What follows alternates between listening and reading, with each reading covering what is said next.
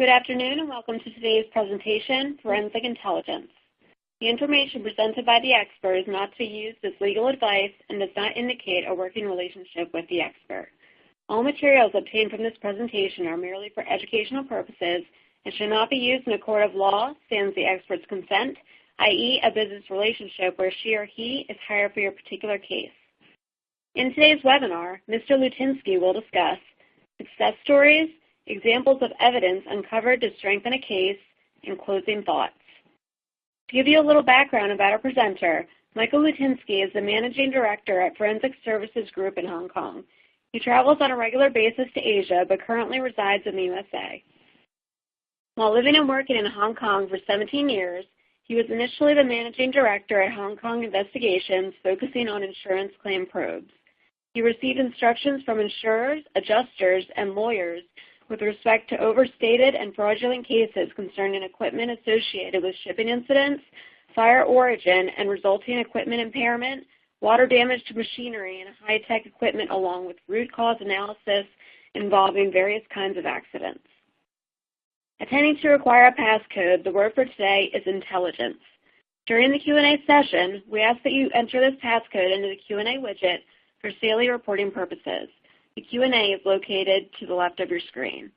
Please remember that if you are applying for SAILI credit, you must log on to your computer as yourself and stay for the full 60 minutes. You are also required to complete the survey at the end of the program. Please note that SAILI credit cannot be given to those watching together on a single computer. Tomorrow morning, we will send out an email with a link to the archived recording of the webinar. The slides can be downloaded from the resource list at the widget at the bottom of your screen. Thank you all for attending today, and Michael, the presentation is now turned over to you. Okay, thank you, Lauren. Good afternoon, ladies and gentlemen. My name is Michael Lutynski, and I'll be your host for the next hour presenting what I hope will be an interesting webinar. So let's get started.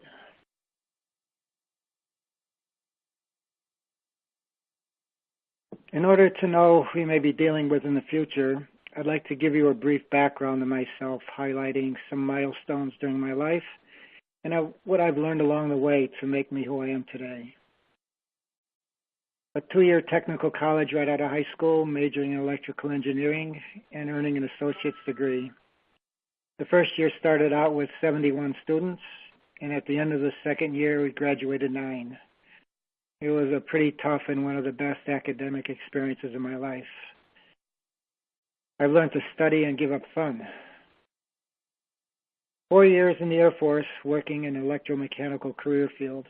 One of those years was spent taking a full electrical engineering load during the day at the University of Washington in Seattle while working the night shift on the flight line. I learned discipline, character building, and how to deal with sleep deprivation. University after the military, back in the U.S., completed my BSc degree and was fortunate for the GI Bill to pay for it. Once again, I learned to study and give up fun.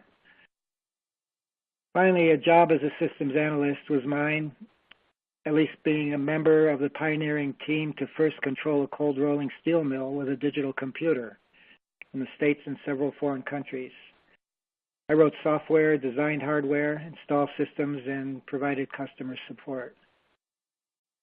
I learned to solve really difficult problems and how to work in foreign countries.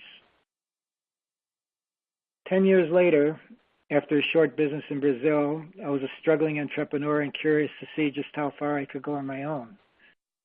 I designed, built, and marketed the first portable animated LED billboard, and later sold the manufacturing rights to a California electronic advertising company.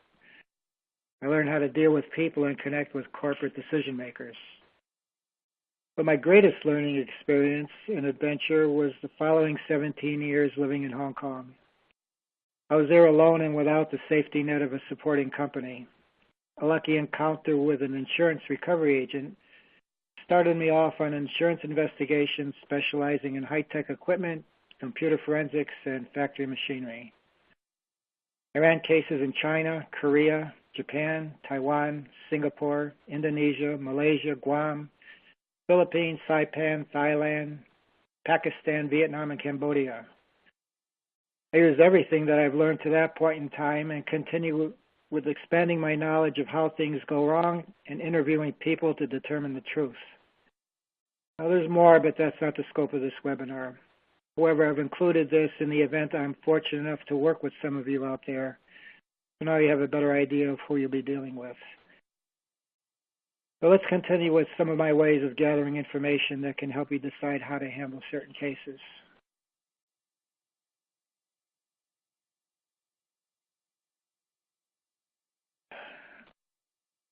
In reality, the forensic part depends on the individual sorting the data. Two very important factors are experience and personality. I'll be discussing a case involving a steam turbine accident where there is potentially a lot of information to parse. First blade to fail, exact speed at which the blade failed, sequence of following blade failures, documentation of how the blades were manufactured and assembled, history of similar machine failures, and on, with accumulating all types of forensic data. The intelligence part of this is to know what and how much of the data is needed to work the case, at least to get a good start.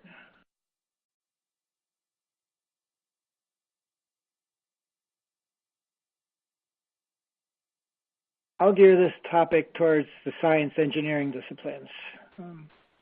University professors are certainly extremely important to educate us and to get a comprehensive study of the basics. They can produce a very impressive resume and credentials for court testimony. But a professor, with few exceptions, are very good at how things should work. On the other hand, a real-world specialist is good how things actually work, and just as important, how and why they fail to work.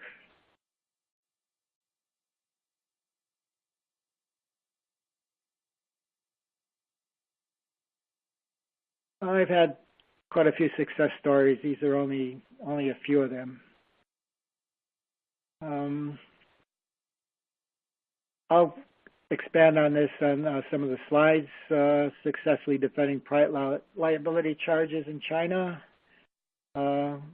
Computer forensic evidence to convict some designer watch thieves. Consulted with Hong Kong lawyers in medical malpractice case. London lawyers in a warehouse accident. Philippine lawyers for the steam turbine that I was discussing just a few minutes ago. And I assisted Hong Kong law firms to defend against fraudulent and overstated claims of computer water damage, printed circuit board recall, machine transport damage, and some of those machines, a stretch blow plastic bottle machine, a printed circuit board, solder, a reflow machine, medical CAT scanner, cold rolling mill, semiconductor wafer etching machine, injection plastic molding machines, and many more. I've worked with insurers, reinsurers, recovery agents, adjusters, P&I clubs, accounting firms, and security companies.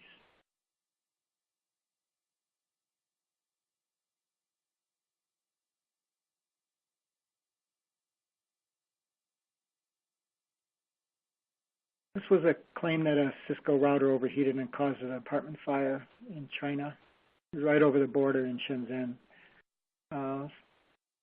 Concerns were a possible design flaw that might result in a recall. I wasn't able to actually go to the scene, but had to work off of scene photographs. Fire pattern on the wall suggested the fire originated above the Cisco router, not in it. There was a burned upper corner of a printed circuit board that contained absolutely no electronic components, and this was the alleged seat of the fire. And it's pretty hard to do. There's nothing there to burn. Anyway, by examining the scene photographs and analyzing, I was able to produce a report that personified Cisco. The claimant also made two previous suspicious insurance claims that actually never went anywhere.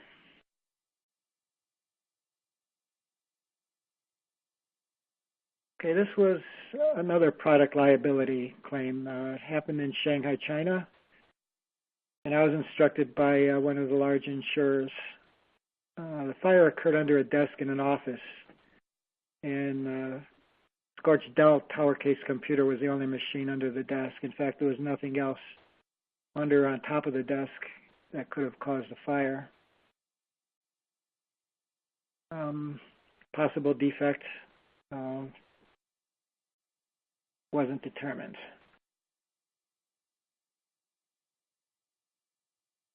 Okay, the fire department had already made the report as the computer starting the fire. They rarely take things apart on the scene, and they use their visual observation to make an initial report.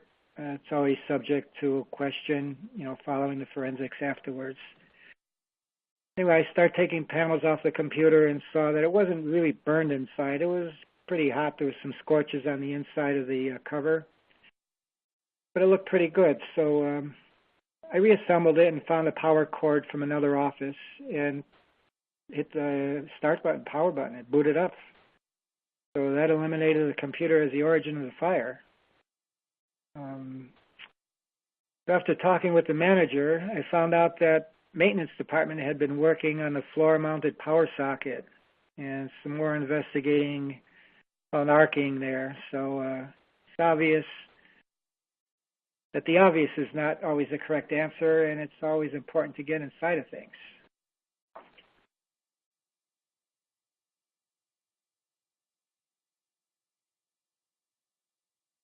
Design a watch theft.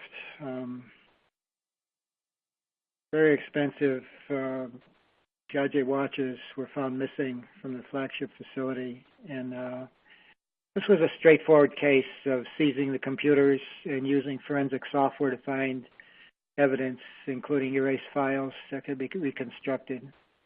And that led to an interesting trail of cover-ups, fencing the stolen property, and foreign bank accounts. So at this time, I turned over my forensic data to the police, and they took over and they made some arrests.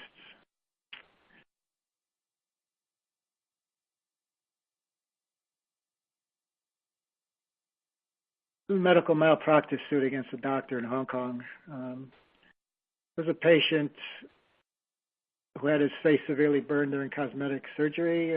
He was a police officer and somewhere in his 30s. I guess he wanted some work done. So the doctor was using a new laser manufactured in Shanghai, and I was asked to help determine the liability. Was it the doctor or was the laser defective? And this type of laser doesn't emit a continuous beam of light, but rather varies the intensity and amount of time each level of intensity persists as the doctor scans the patient's skin. So each session depends on the type of skin condition being treated and how deep the treatment is intended to penetrate. So the questions to be asked were, was a new laser set up and calibrated by an authorized technician? Was it tested before this use? Did the doctor know how to use it? Also need to verify the individual waveform elements, the idle time, duty cycles, the energy pulse for each of the various treatment settings. And these shapes and sizes and spacing of the waveforms should be checked against factory standards using the appropriate instruments to verify that the machine is operating as designed. Well, we got a technician to come in and he did the tests, and it turned out that the laser was never properly set up and calibrated, so we got the doctor off the hook on that one.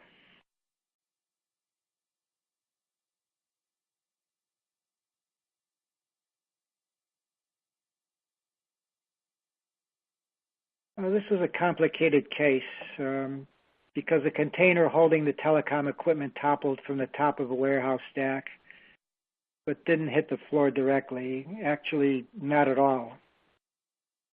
It began by sliding against an adjacent stack from the top, and became wedged before touching the floor. The consignee was fearful that damage had occurred to the electronic components inside and claimed total loss. This case is still under litigation, so I can't discuss too many details.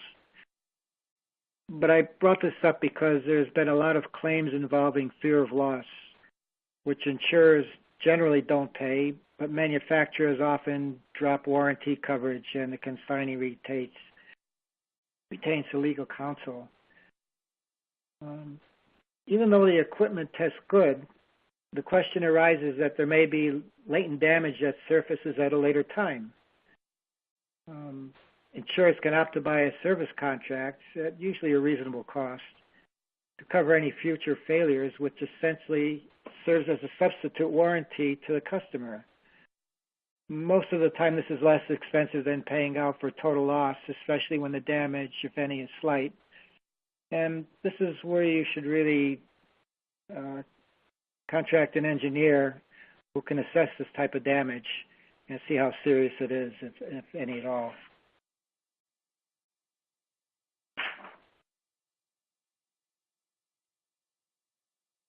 Okay, this is a steam turbine accident in the Philippines. It was a high-speed turbine in a paper manufacturing factory that exploded after starting up after some maintenance by the manufacturer's engineers. And there was questions about liability and what happened. So I did a system analysis, interviews, and came up with some things. So the accident occurred after scheduled maintenance. There was 2 engineers from Japan that came down and shut the machine down for a few days. And they did some calibrations and repairs, and then they restarted it. Turbine problem occurred because of an overspeed condition. It was running too fast, and it just flew apart. There was shrapnel in the walls, the ceiling, in a nice circular manner. You could tell exactly where it came from. So 2 questions is what initiated the overspeed condition, and why didn't the fail-safe circuits actually stop the machine when it was overspeeding? So this is a distributed control, so DCS chart, and it records what happens. And so you can see here this red line, HP valve reference, that's a high pressure steam valve. It was run by steam. Opens, and you can see that it continually opens right to the top. That's where the failure happens, somewhere near the top. Well, what's expected is the speed feedback signal down at the bottom is just laying on the bottom line. That's expected to follow this red line. So as the valve reference opens and allows more steam, the turbine goes faster.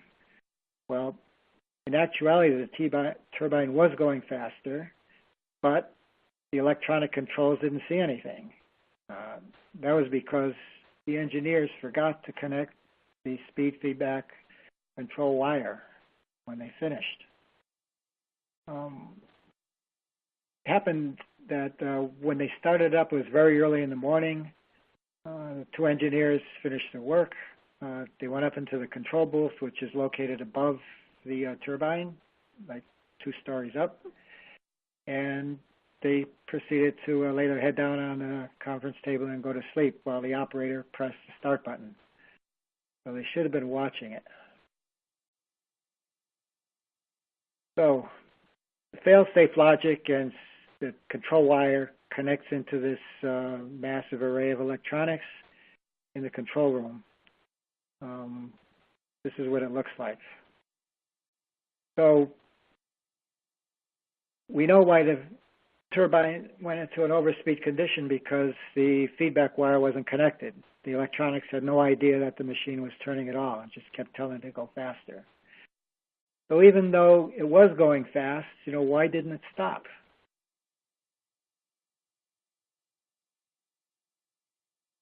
Well, here's a fail-safe logic for this turbine overspeed. The left side of the diagram are all the inputs that could possibly cause or instruct the turbine to stop immediately. And the right side of the diagram is the output of the signal that does make it through to actually stop the turbine. Well, among all of these inputs, you see these two overspeed sensors at the top and the feedback signal on the bottom square. Well, these two overspeed sensors are connected to the logic, and they're physically positioned on the shaft of the turbine, so they're spinning. And they can sense rotational speed, and they're designed to be sensing very high speed. So you can see they go into this straight line. That's a gate. It's called an OR gate. So if either one of these sensors senses an overspeed condition, it passes through that gate and goes to another gate. This gate that ultimately leads to stopping the turbine is called an AND gate.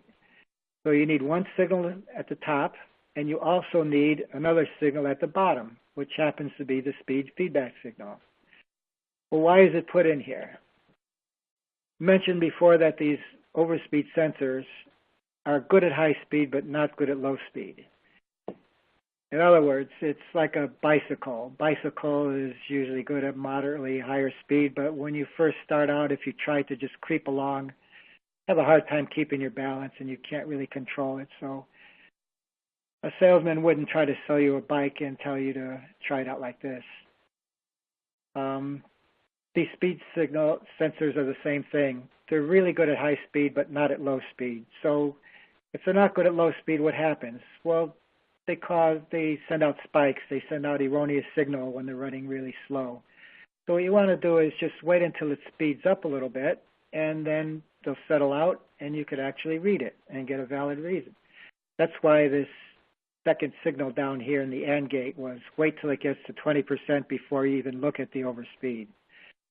Well, you saw what happened. It's not a real fail-safe logic. Fail-safe logic is meant to be fail-safe, and this wasn't. There's other ways to do it, and they just chose the wrong one, and they just happened to have a bad circumstance at the time. So we realized that the feedback wire wasn't connected. Master control just says keep going faster and faster because it doesn't know it's turning. It exceeds design limits and disintegrates.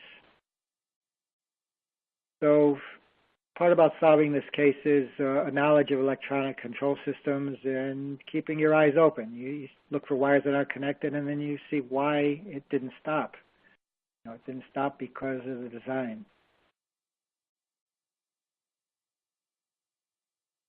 Here's another one.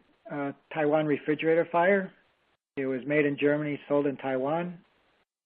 There was a power grid disruption in Taiwan. It was down for maybe 4 or 5 hours, and then power came back on, and the refrigerator caught on fire. So what happened? Here's a refrigerator that actually caught on fire. I got to see it. It was down here, the seat of the fire was pointing to a relay, and this relay is the one that turns the compressor on and off to cool the refrigerator. So you have electric motor, and then you have this to actually run the compressor. Compressor isn't always running, as you know. It monitors the temperature and turns it off and on as needed. So solid-state relays, what can we learn about those? Here's a similar, all these relays have failed. The one on the bottom failed internally in such a way that maybe a wire broke or opened up and it just stopped working. I mean, it doesn't look bad, you can't tell, but it doesn't work. And it's no problem. It's not going to start a fire. The one on the top left is a rupture failure. Something happened inside and it caused the chips inside just to burn out real fast. There's just a flash, bang, and you could see the result. And it didn't last long enough. It was only a very short time, maybe a half a second. And although it was an explosion, maybe some smoke, no fire. failure on the right is called a slow burn. And this relay failed internally, much like the one at the bottom, but this one happened to fail in such a way to cause a high resistance short circuit. That could be described much as the way as a toaster. You know, they say, well, why didn't the circuit breaker blow? Well, your toaster is designed with the elements in there to get very hot with a small amount of current. Same thing can happen here. So the solid state relay, or any solid state device for that matter, could be an IC chip, a computer chip, memory, anything. If it fails in this direction, it gets really hot and can start a fire. So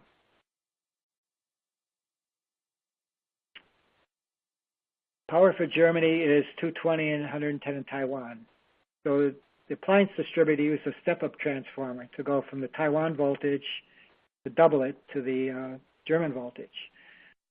Although this works when things are okay, when you have a power failure and the grid goes down and back up again, the voltage doesn't come up nice and slowly and cleanly. It comes up with voltage spikes that could go to hundreds or thousands of volts momentarily until it settles out.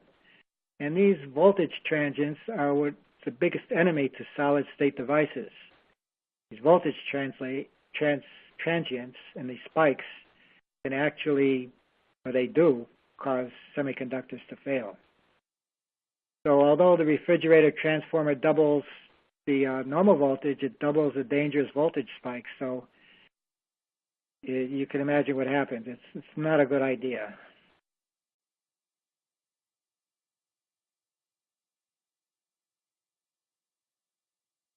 So have the ability to interpret the electronic principles to why it happened.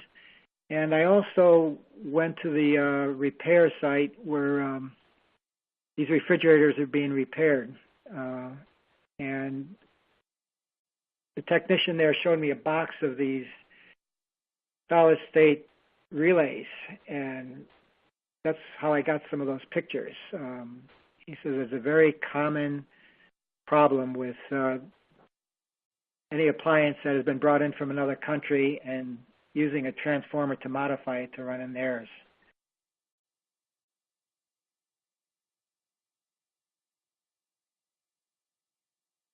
So at this point, we have some questions probably that I can answer. Lauren?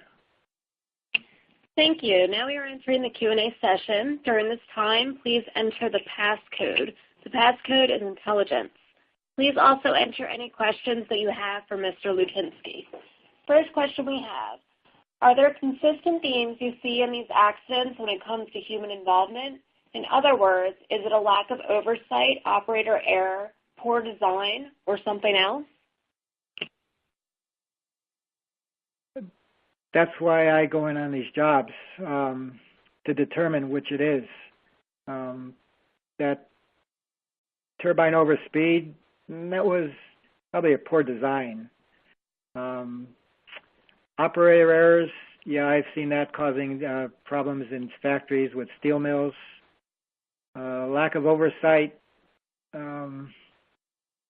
yes, I've seen that too. And in order to determine which one of those it is, you have to have a pretty good knowledge of what it is that you're looking at.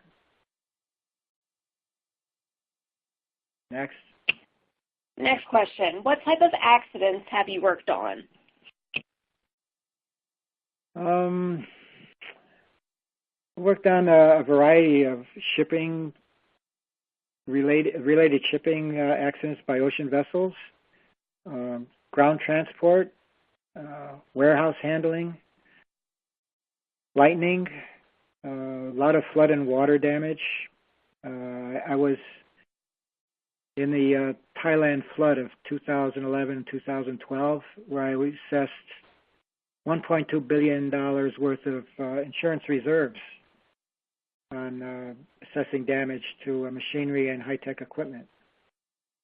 And also machinery breakdown, failures of machines, is it operator errors, a machine fault? So I've done a lot of those. Next. Next question. What type of fraudulent claims have you worked on? A lot of exaggerated damage to computers, where it's really not a big problem, but they just want to upgrade the computer. In several cases, I've actually fixed the computer while I was there. I mean, it wasn't a real big thing. Electrical wiring. I did a job in China where there was some bus bars that were in a building, and they got wet, and the consignee wanted everything replaced. So I said, well, we'll test it. So I went to test it, and one of the technicians pulled the bus bar. He had it already pulled out, and he put his meter across, and it showed a dead short circuit between two plates where there was an insulator between it. Normally, if there's a problem with insulation, you don't have a dead short. It's usually a small resistance, or there's some resistance left. So by seeing that, I was able to start searching around, and I found a clip that he had put in there. Just wanted new bus bars.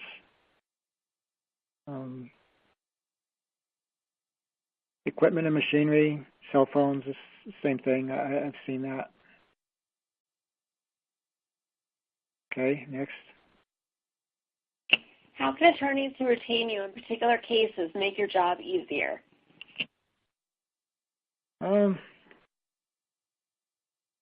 Give me as much information as they have. You know, it's always good at the start to give a good rundown. In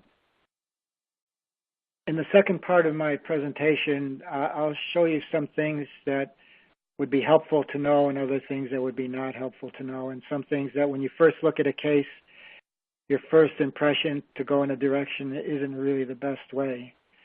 So by having an attorney explain, you know, some background as much as they have, usually a 30-minute conversation with some documents is enough. Okay, next. Last question. Are you a CFE? Excuse me? Can you repeat that, Lauren? Are you a CFE? Oh, no, I'm not. No. I Okay, assist thank the you for answering CFEs. those questions. Oh. Yeah, I can assist the CFEs, you know, but I'm not licensed as a CFE. Okay, thank you. You can continue on with your presentation. Okay.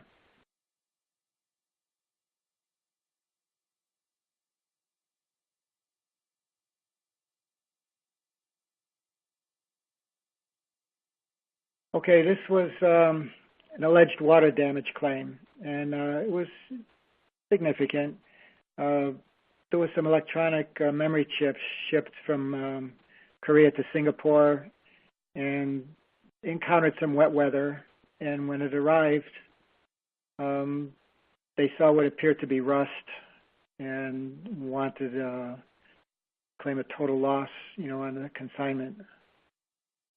So this is how the memory chips were packaged in plastic trays, and they're used for computers, something we all use.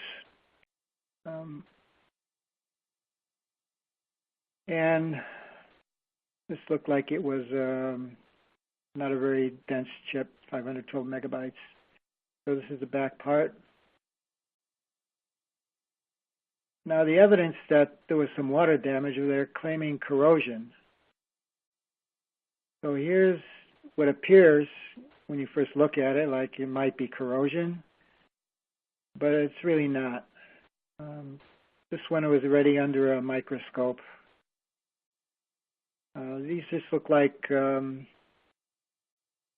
dust or whatever. These contacts are gold, so my first impression was gold doesn't rust, so, you know, how could it be rust? So we kind of look a little closer, you know, what is it? And if you look here, you could see where this board has a jagged edge. Well, when these boards are made, I'll go back to this one. This board is fairly small. You could see how many boards there are over here. You just don't make one board at a time. You have a big printed circuit board sheet. It could be maybe 2 feet by 2 feet.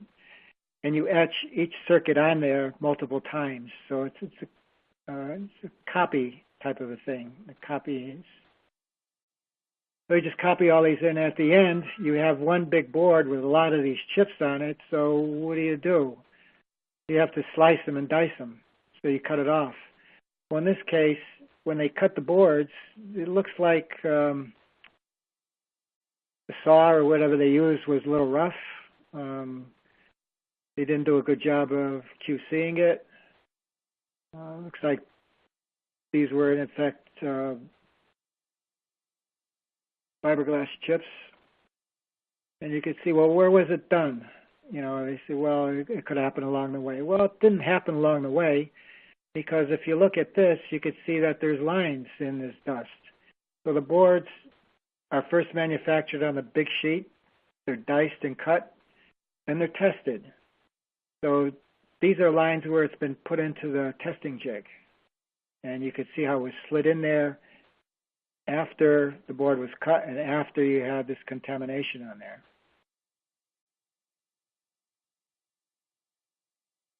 So you see it was cut with the wrong blade. Dust wasn't cleaned. Test jigs left marks in the dust during quality control. We know when it happened. There was no shipping related damage and no claim. And part of this is knowing how these printed circuit boards are processed. I did a lot of that work. I made printed circuit boards myself. I visited a lot of operations where they do make them. Okay. Here's one, wafer shipping damage. You probably saw that at on the head slide. When this first came in, it was deemed that there were some wafers coming from a wafer fab, and they were smashed. And this happened several times, you know, in the past few weeks. And this is another case of forensic intelligence. Well, who do you ask to check something like this out? You could get a wafer specialist, you know, who actually, physicist that manufactures these. You could get a lot of data where each one of these discs were made, what tool it went through, all the steps, which there are a lot. And get a lot of data before you even start the case. Well, pay sometimes just to have somebody with some eyes on the ground first. So I looked at the box, you know, how was it shipped? And here's the box. Well, first thing that brought to my attention was box isn't crushed. You know, wow, it actually looks like it's puffed out. You know, like it is. So how did that happen? Well, do a little more talking. Well, how are they shipped? Well, they're shipped in an airbag. They put the chips inside of this bag, and they puff it up, blow it up, and you put it inside the box, you know, to protect it. You know, they make it cushioned. Well, so what could happen?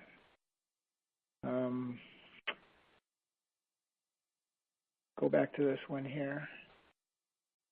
If you inflate this too much, if you put it in the box and then really inflate it so it's pushing the edge of the box out, it's pretty stiff. It's just almost like a drum. You know, you hit a drum, you know what happens. It's resonating. Well, same thing with that. You know, it's just like when you get a package from Amazon and it has these little plastic air cells in them. They're really pretty soft. They're not hard. They're soft for a reason. So they absorb the shock. They don't actually add to it. So you get an expert wafer fab scientist, you'd probably be looking at a lot of reasons why it broke. You know, maybe the mix was wrong or whatever. There was another claim like this, a Korean steel mill. The steel mill would, on the third shift, somewhere between 1 and 4 o'clock in the morning, it would be running fine, and all of a sudden it would just crash. The strip would break, and they couldn't figure out what happened. So they had motor drive engineers there. They couldn't find anything wrong, looking for contacts, connections. I was asked to go out there, and on the second day, I stayed, you know, day and night, sleep deprivation, right? And I was in the motor room, and just then the night watchman came in with his flashlight, and he's shining the flashlight around. And as he goes across the motor drives panel, bang, I hear the mill crash out there. So I looked, and what he was shining at was the mill drives were controlled with fiber optic wires rather than the copper wires. And these fiber optic wires, of course, take light signals. So there was one connector there. It had 3 ports to it, an input, an output, and another port. That other port wasn't capped. So when his flashlight went across that, light went into the wire, into the circuit that got interpreted as some malfunction, stopped the mill, and crashed it. Well, the solution to that was you just put a cap on that uncapped connector, and it took care of that.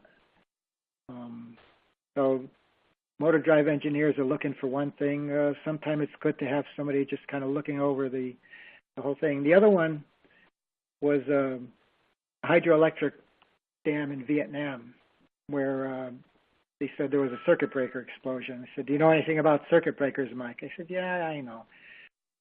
So anyway, I went to this hydroelectric dam, which is massive, and I looked at the circuit breaker, and it was as big as a Volkswagen, and it was fried. It was an entirely different circuit breaker than, what I was expecting.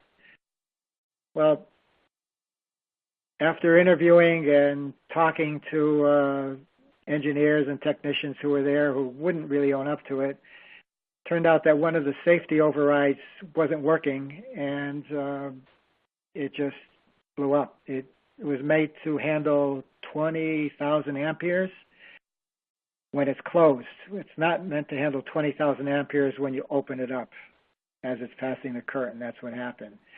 Turned out that it was a startup, and during startups, you often jumper out safety contacts and everything to test what it is that you're working on. And after you get done with that, you replace it, and it's okay. Well, PLC controllers now are doing it in software. They don't have regular wires. So if you just leave the code in there that simulates a jumped contact, nobody could see it, and it usually causes some problems like it did over here.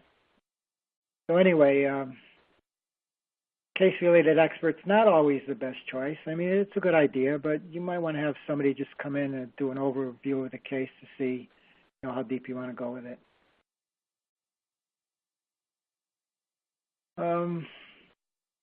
Fail-safe hardware logic. You never run it through software. These are just a couple of points I want to bring up. When things happen, somebody gets hurt, a personal injury case, there's always something that happens. If the machine didn't shut down, if the machine is run through some software and the computer hangs up or something, it's not going to shut down. You actually need physical wires going from something to shut something down. Grounding, that's another strange problem. You could have circuits that test out great. They work in the lab. They work when you are installing it, and then later on they don't. It's because the grounding problem is wrong. An example of that is I was asked to see what happened in Hong Kong University. They had a new digital PBX system installed to replace their old analog system. The analog system worked great for a long time, but it was slow and it wasn't really expandable. So they got this new digital PBX. They installed it. It worked fine except when they had a thunderstorm and it was lightning. Then they would start to fry different components. They replaced boards. They did a lot of things. To make a long story short, I went there. The grounding they had was like a rat's nest. If you don't have something grounded properly, you get voltage transients, you get crosstalk, you get things that aren't shuttled to ground the way they should be. They got to be short wires. They got to be neat. They asked me for a quote, and they said, well, how are you going to handle it? Because they tried different things. And when I mentioned that, I never heard from them again because they know what to do. They fixed the grounding problems, tore out the grounding wires, and they made it like it should be. Same thing with steel mill. There were some X-ray gauges on the rolling mill that the shutters would open and close intermittently. The gauges were tested. They were okay. Didn't happen all the time. Again, it was a grounding problem. It wasn't a good ground at the satellite station where the X-ray gauges were receiving the commands. It wasn't grounded to the main control box the right way. So grounding causes strange things. When you can't understand what's happening because it's not related, probably due to a grounding problem. Software. Software should always anticipate the what-if situation. You don't write software just to accomplish the goal that you want. You always have to include, what if somebody does this, or what if that button gets pressed, or what if two buttons get pressed at the same time? And you got to be able to lock it out without having the software hang up. Windows is a good example of that. Whenever Microsoft came out in the past, maybe now, but they don't come out with as many Windows now. But they come out and they would come out with their new Windows, and it would work for a lot of people, but not for some. Sometimes it would hang up. Then they come back with an update and gradually fix these because the what-if situations, there's a lot of things that could happen beside what you really want. So you really have to have an open mind.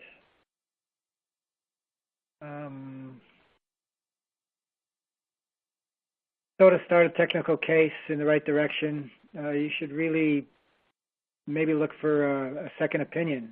Maybe the technical expert with that particular expertise, like the wafer fabs and the wafers and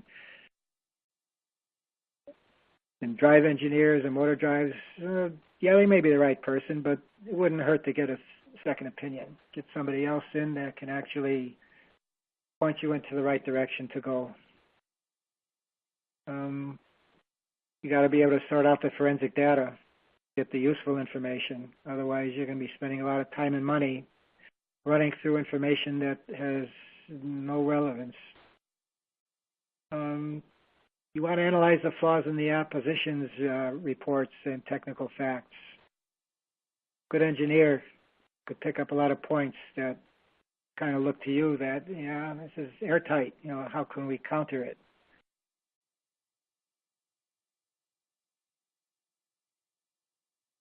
Okay, there's a lot of project startups that deliver unusual problems, and normally startups involve engineers that are taking equipment that's been tested before in the factory or back at the home base. It's been running there, but when they bring it to the field, it doesn't really work, or they're having problems. There's a lot of things that can happen with that. There could be wiring. The wiring that connects to your equipment could be wrong. It could be software that was written before it didn't take into consideration what was done at the site. A lot of loose wires, failed components. Startup engineers have the hardest job in the world because it's never been running where they're at before. And I've been on startups in foreign countries, and it's been pretty hard to get basic things, information, tools. Things normally take 3 times longer in a foreign country. So why do you have overruns for budgets and for time constraints? Different overseas. You have to allow for that.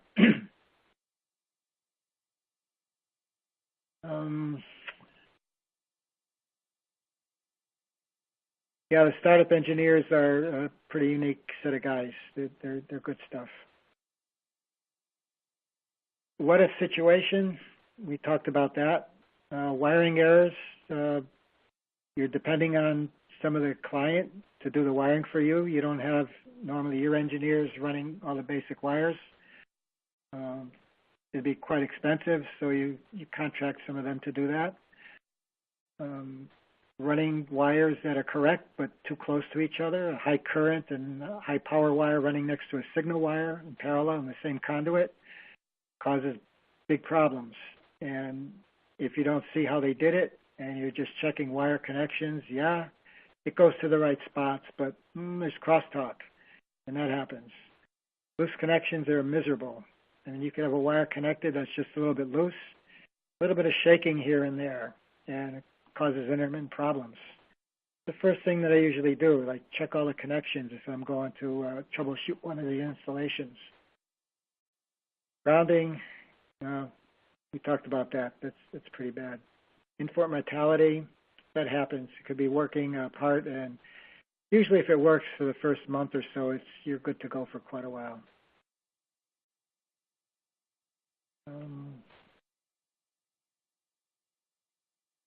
Common sense. Yeah, gain respect from everyone, not just directors, but down to the floor sweeper, to the cleaners. I've got a lot of information from them. There was one of my jobs that I had in college for the summer. I was in a laser lab, and it was small, maybe 30 people working there. But the guy who knew the most over there was Joe, the floor sweeper, because he'd be moving his broom along, and he could move his broom anywhere he wanted because he's cleaning, right? And he heard conversations from everybody. I mean, be surprised the stuff that he picks up. So one, be careful, when you're talking, and two, you're guys like me, you want to talk to everybody. You get more information, I think, from the operators and the manager and the foremen than you do from directors and managers. Directors and managers are always hesitant to say anything because of litigation, and but the other guys, you get the truth usually too. There's valuable information from everyone. And you get your hands dirty. If you're the prima donna going someplace, you're not going to get a lot of respect from the machine operator or from whoever it is that you're working with. You want to get dirty. One of my old bosses used to bring half a dozen white shirts when we'd go on a startup on a steel mill. And he'd make sure at least once or twice he'd be crawling on the mill. And he'd wipe his hands on his shirt. He'd get dirty. So he'd get down talking to the guys, and he got a lot of respect from those guys. And even the managers say, oh, you really know your stuff. You get right into the thick of things, don't you? Yeah.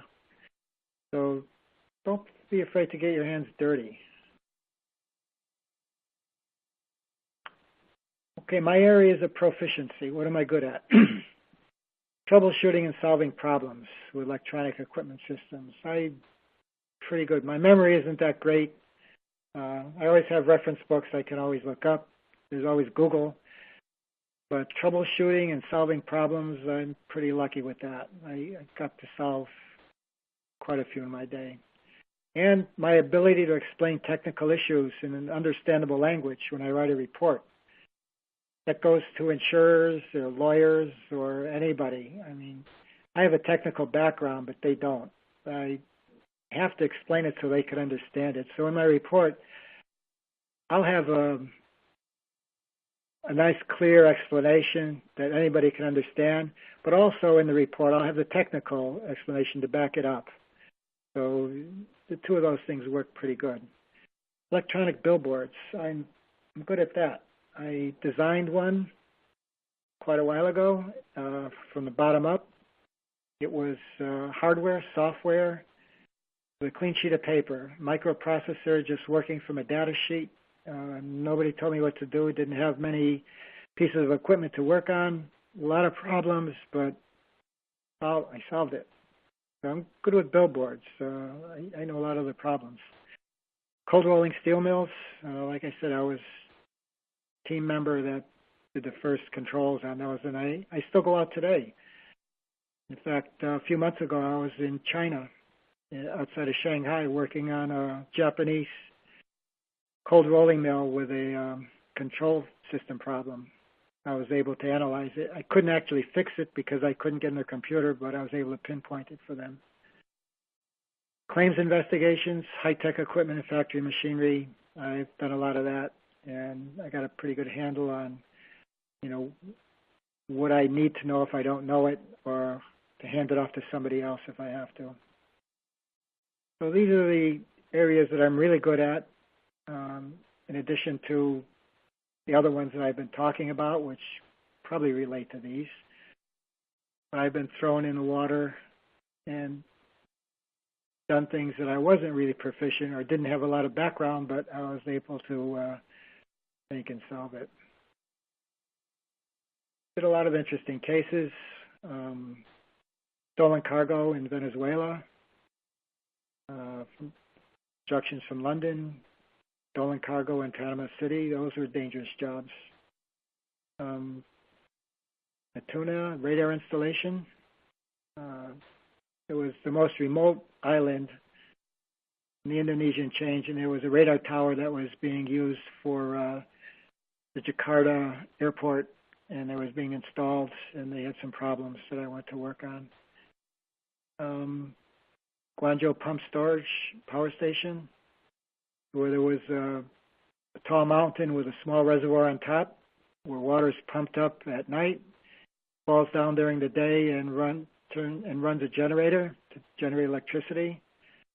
Strangely enough, they pump the water up at night because they use the power from the Shenzhen nuclear power station, which can't be shut down. They can't just shut it down. They got to pump the power into plates in the ground just to eliminate it because they can't take the rods out. So they use that power to pump the water back up to that small reservoir on top of the mountain. So it's like free.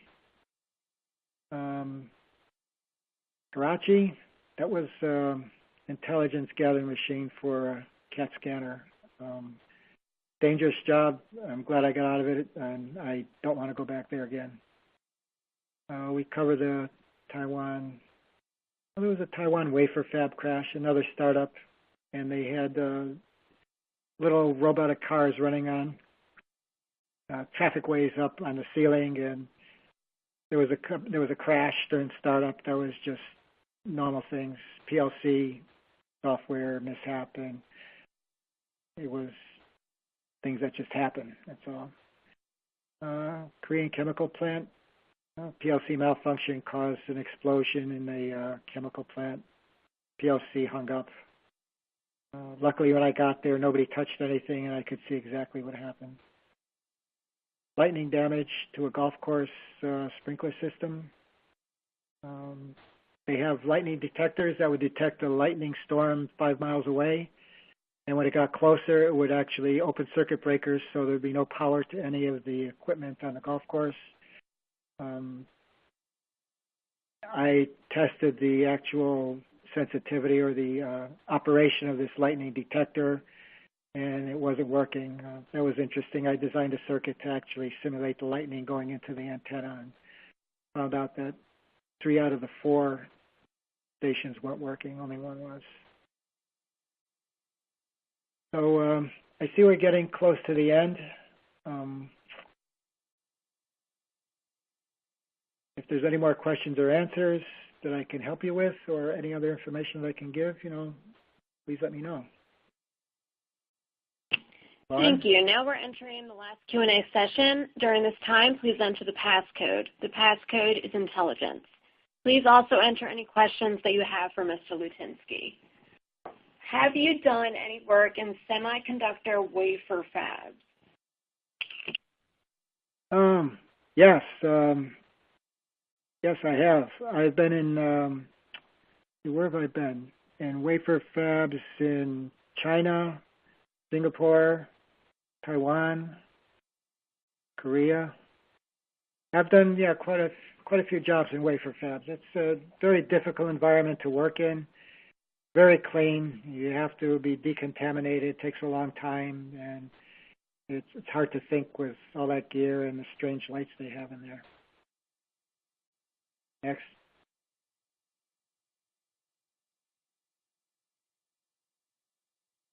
Okay, this is the last question we have time for. What type of high-tech equipment have you worked on?